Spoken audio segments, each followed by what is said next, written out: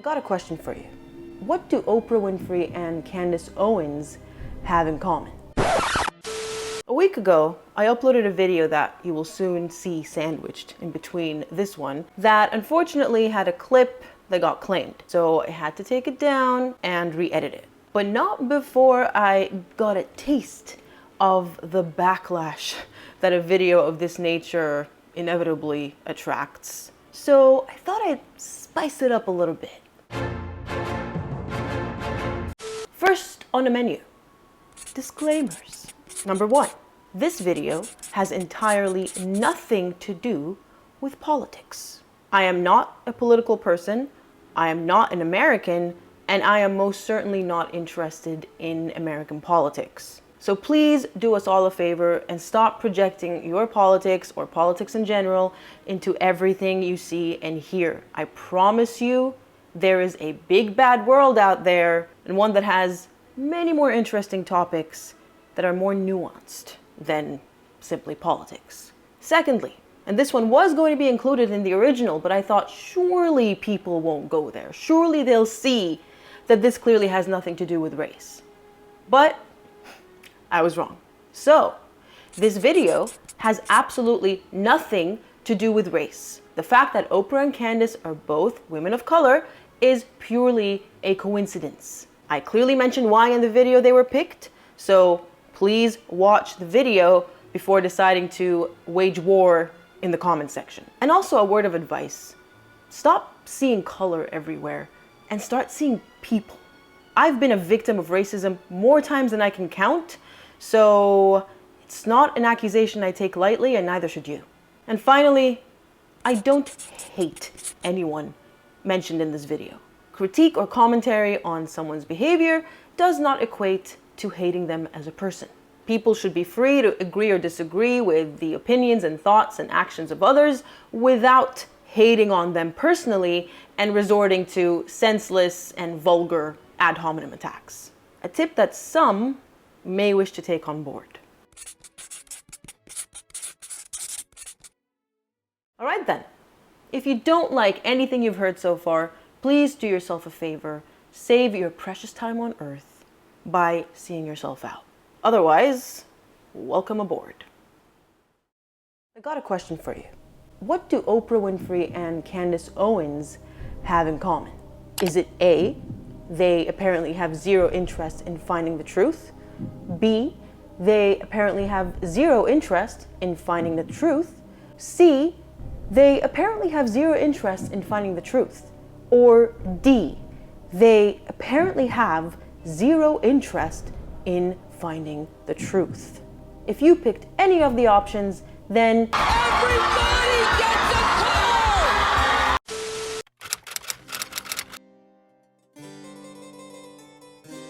Now obviously, this lack of interest in finding the truth is not a problem that is solely restricted to, I was about to say Meghan Markle because she will come up later and I'm so used to saying her name, Oprah Winfrey and Candace Owens. They both happen to conduct highly controversial interviews with highly controversial individuals. Most of my regular viewers have probably watched the notorious Oprah Winfrey interview with perhaps one of the most hypocritical and unreliable couples in the public realm, being Meghan Markle and Prince Harry. And that in itself should have been a red flag, a warning, a reason for Oprah to do her research, considering who her guests were. But, as we all know, she apparently had no interest in doing so. Every single lie, no matter how petty or preposterous, was accepted without question by the legendary, the great interviewer, Oprah Winfrey. A woman who practically built her entire empire on her interviewing prowess. And at first, it makes you scratch your head in confusion.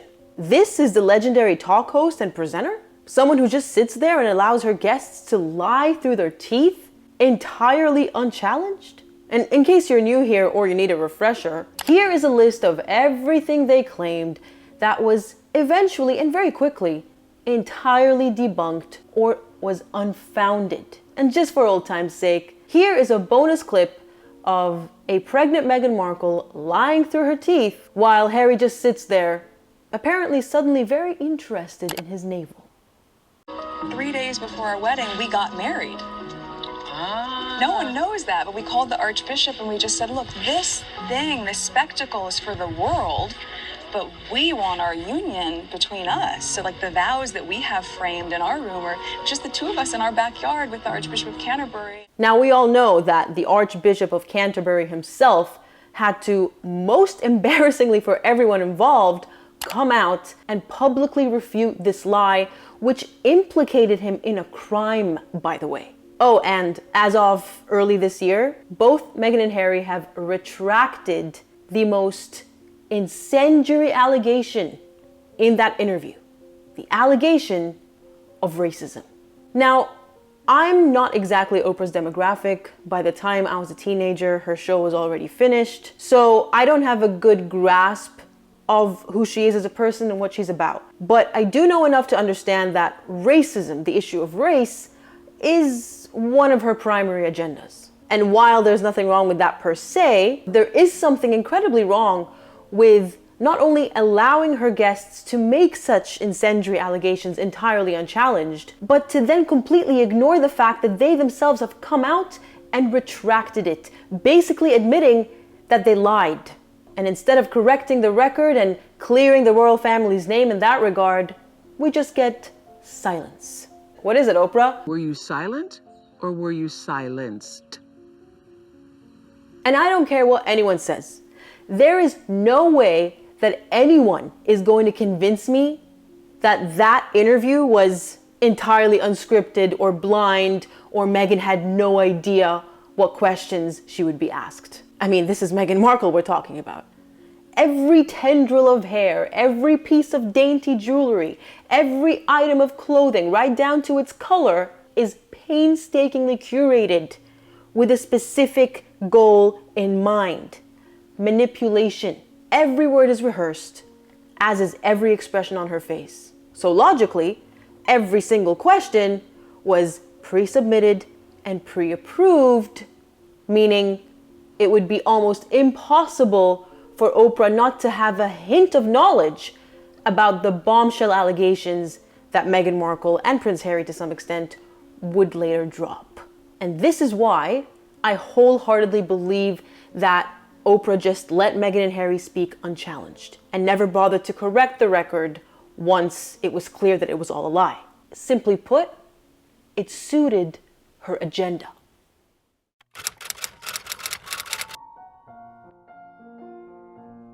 Now, to even out the playing field and illustrate that this isn't a problem restricted to the woke extreme left of America, we have Candace Owens, a highly conservative black woman who falls on the polar opposite end of the political spectrum from the likes of Oprah Winfrey and even Meghan Markle. In fact, Meghan Markle is the entire reason I even know of Candace Owens' existence, because she's actually quite outspoken against Meghan and Harry. And so, since I agreed with some of the things that she would say about them, I tuned into her channel, checked out her podcast, and watched a few episodes. That is, until I had watched enough to realize that she too is quite extreme in her views, to say the least. For instance, and this is just one example, she's very traditional in her beliefs about the roles of men and women in society, which in her case, Christianity heavily influences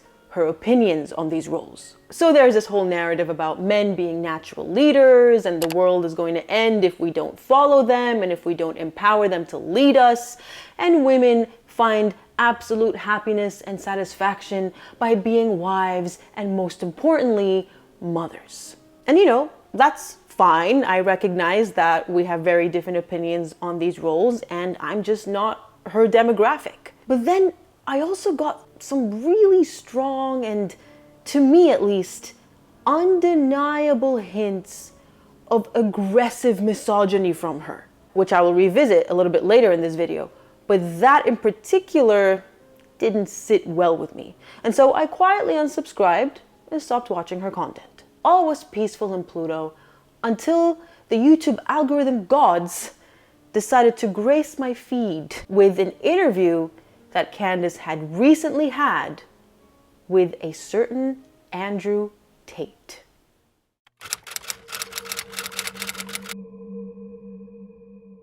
Now, if you haven't heard about Andrew Tate, well, firstly, I salute you. That is quite a feat because he's been everywhere for the past year or so. But in a nutshell, he's a very outspoken and polarizing figure who has made a name for himself by being the ultimate alpha male, or the top G as he calls himself, who claims his mission is to enfranchise the male youth of today with a hefty dose of extreme misogyny on the side, of course. The PhD course, the Pimping Host degree, was teaching people how I managed females in those scenarios, how I controlled their emotions, how I convinced them to work and give me most of their money, how I convinced them to share me with other women, why they obeyed me. You can program them. They are programmable beings. They're designed to be programmed. You just have to be a large enough force to program them. That's all you have to be a force in nature. And again, he's not for me. I completely acknowledge that. Not his demographic, obviously. In fact, I'm the polar opposite of what Andrew Tate believes a woman should be. What I'm interested in are the incredibly serious criminal charges that have been levied against him and his associates by the Romanian authorities. But before I proceed any further, it is imperative for me to make this clear. There is a sea of evidence available out there, including here on YouTube, that Candace Owens and me and you have complete access to, and that she could have referred to in her research before flying all the way to Bucharest, Romania to conduct that interview where Andrew Tate was at the time under house arrest. And seriously, finding this evidence is super easy. All you have to do is type his name in onto YouTube or even just general Google searches, and you'll come up with the indictment against him, which Candace Owens claims to have read, but I have serious doubts about that. But more importantly, you'll come up with the scores of videos, his own videos, in which he clearly details to people, his followers, how to recruit women to enlist them in webcam services, which is important because it is heavily related to his human trafficking and organized crime charges. Now, I will do my best to link what I think are the most comprehensive and best videos in which other people have gone through the painstaking effort of combing through this evidence and showing you how, for everything Andrew says currently, there is either an old or very recent video of him rebutting his own version of events.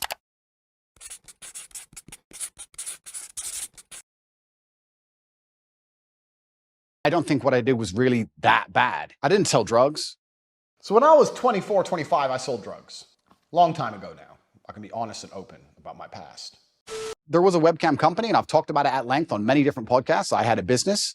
Many girls on there were perfectly fully clothed and would paint pictures or sing and dance and laugh. I've talked about this at length. So the chicks would sit there and hit a keyboard that wasn't plugged in. And me and my brother, and eventually some staff I trained, would do all the talking. The girls were just pure, just famoosers, just laughing and doing this, their titties out. And they were talking to fucking ice cold hustlers. When I uploaded the original video last week, I was accused of cherry picking, when I clearly told you I'm not going to be going through all of the evidence in this video. That's not the point. But I will be linking every single relevant video I have come across in the description box. So honestly, it's up to you to go watch it and see all of the evidence presented before you without my cherry picking it.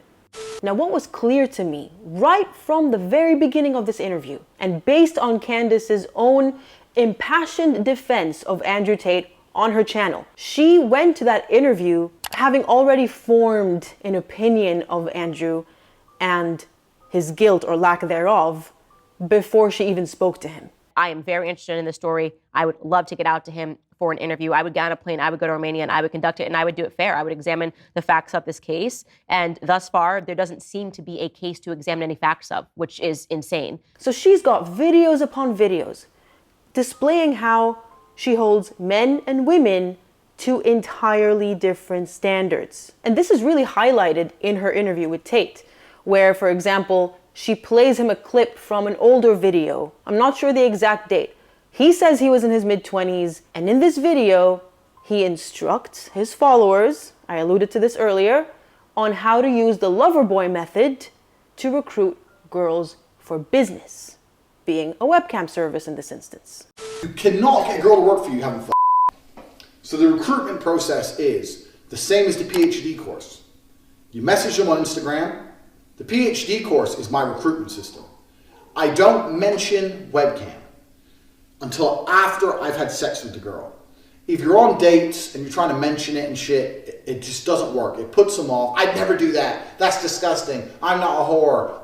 It's just not gonna work. Essentially what they're saying is we have a show in America called 90 Day Fiancé. Yeah. That is the lover boy method, is women that go over to the US. Yep. They're clearly coming for citizenship, but these women kind of get duped. After you the girl, you do the PhD test. If she passes the PhD test and she wants to be with you, then you start mentioning things like, yeah, but you know, you're always busy. You're always at work. You can come work for me. People are trying to chop it up and say that it says I am using the Loverboy method to somehow convince women to do things they didn't want to do. Oh, I don't want to do that. So, okay, I know you don't want to do that, but listen, come, let's have a meeting. Let's just talk about it. If you don't want to do it, don't do it. Fine. But let me explain it to you properly. In fact, I'll bring one of the girls who works for me. But this is simply me explaining, it's actually a dating course I made a long time ago. I used sex as a tool to make women love me so they'd obey me and live in my house and make me money. That's what I wanted. I'm a little bit embarrassed about it, to be honest with you, because it was 10 years ago and I was talking about women and dating and things in a way that I wouldn't talk about them anymore. Right. So yeah, you look very young in the video. And I don't think anybody is finding any clips from the last 5 to 6 years which have anything negative in them. Right. I think you've changed. On CorporateTape.com, I have my PhD program, and that is PhD is a pimp and hose degree that that teaches basically how I got girls, how I met girls, how I got girls to like me, how I got girls to fall in love with me to work on webcam for me. And I also take exception to, I think, digging back 10 years. I don't know who could survive that litmus test. Meanwhile, she dedicates an entire episode of her podcast to attacking a young woman who was, at the time, a few years ago, an underage girl, a child, for engaging in inappropriate relationships with much older men, some of whom were in their late 50s at the time, and who are now imprisoned as convicted pedophiles. And yet Candace seemed to have more sympathy for these men, going as far as redacting their names to preserve, I don't know, their reputation, their non-existent reputation, all while throwing this young woman under the bus. And by the way, all of Candace's information about this young woman was sourced straight from a defamation claim that Andrew and his brother have filed against her. So who is Emma Gabby? First, I'll tell you who she is, according to the Tate brothers, who is suing her in Palm Beach County, Florida. So it's not exactly an unbiased report, no two-sided research. It's as biased as it gets. All right, let's stop here for a moment. A lot of you argued last time that Candace relied on legal documents. Therefore, the allegations must be true. Well, time to give you all a free legal education straight from a lawyer. You're welcome. I accept payment in kittens and peanut butter. The fact that it's been put down in an official court document does not make it the truth. People lie in court documents all the time. In fact, people lie in in-person testimony all the time. And courts know this. So the argument that Candace reading off a court document to attack this young woman who was a child means that she did her research and everything she said is valid is patently false. Now, of course, you're free to believe whatever you want, but from a legal perspective, that is an unsound argument. This is a civil case, defamation, and so more likely than not, a filing put forth by the party, the plaintiff in this instance, is probably going to be biased in their own favor, because they have a vested interest in winning the case. That's why you have a whole system based on a judge and a jury to hear both sides before rendering a verdict. Furthermore, those who argued that the court documents are reliable are completely missing the point that I was trying to make, which was that Candace has double standards. She takes Andrew Tate for his word and uses the fact that he was in his mid to late 20s at the time, which by the way is pretty much around my age, as an excuse for the things he said, only to go on and demonize a 15-year-old girl at the time who, yes, was engaging in inappropriate relationships with much older men. But you see how the youth factor only mattered with Tate, even though he was a full-grown adult, but it was completely irrelevant when it was a young female. involved. There are many things that Andrew Tate has said in this interview alone to water down the nature of the charges against him, and that directly oppose what is literally written down in the indictment, which is publicly available for anyone to read, including Candace Owens. He keeps telling Candace and also Tucker Carlson. I saw snippets of that interview, and Tucker was just as bad as Candace, if not worse. I mean, he didn't even know what charges were in the indictment. So what are you charged with? That's a really good question. I'm charged with being the head of an organized criminal group, which is in charge of recruiting girls to make TikTok videos to steal the money from the TikTok views. Recruiting girls to make TikTok videos and stealing the money. So it's really a financial crime? It looks that way. But the Tate brothers would have you believe that the charges have nothing to do with the webcam business that they ran a few years ago, and that everything pre-2021 is absolutely irrelevant and not included within the scope. Everything from these old videos, old clips, my webcam company, things that happened 10 years ago have absolutely nothing to do with the criminal case. Anything you see from before 2021 has nothing to do with the case. Except, I thought you read the indictment, Candace. And a quick read of the indictment clearly shows that some of these charges involve incidents that took place as far back as 2016. So even something as minor and as straightforward as that wasn't challenged. And this displays an alarming amount of bias from Candace, just like Oprah displayed with Meghan and Harry. And in Candace's case, it's really exemplified by the fact that she openly declared on her podcast recently that she believes that Andrew Tate and his brother, his associates, will be acquitted. I believe that Andrew Tate is going to be found not guilty of all charges. And look, I know how the legal system works. Andrew Tate and his brother and the rest of his associates are innocent until proven guilty, but there are several incongruities in this interview that could have been easily dismantled by Candace had she gone in there without an agenda, with an open mind, and with an intention to find the truth. It's interesting, this clip, because based on the comments I got last time, I'm not allowed to say that Andrew Tate is innocent until proven guilty, but there are some serious holes in his narrative. But then Candace is allowed to say, he's absolutely innocent in my eyes, and I believe that he's going to be vindicated. I never made a declaration that he was guilty in my eyes. I'm a lawyer, I understand what due process is, and everyone is entitled to a fair trial. Challenging someone or asking for someone to be challenged because of the highly controversial nature of their tale is not tantamount to presuming them guilty or hating on them or trying to censor them. Things which I have been accused of in the short 24 hours or so that the video was up last week. So I hope this extended cut made the message I was trying to put out last week clearer, which is that don't just blindly believe everything you're told. Yes, that includes from me. I don't remember excluding myself from that statement. I guess we all have our own agendas. To get to the truth, you're going to have to dig a little deeper.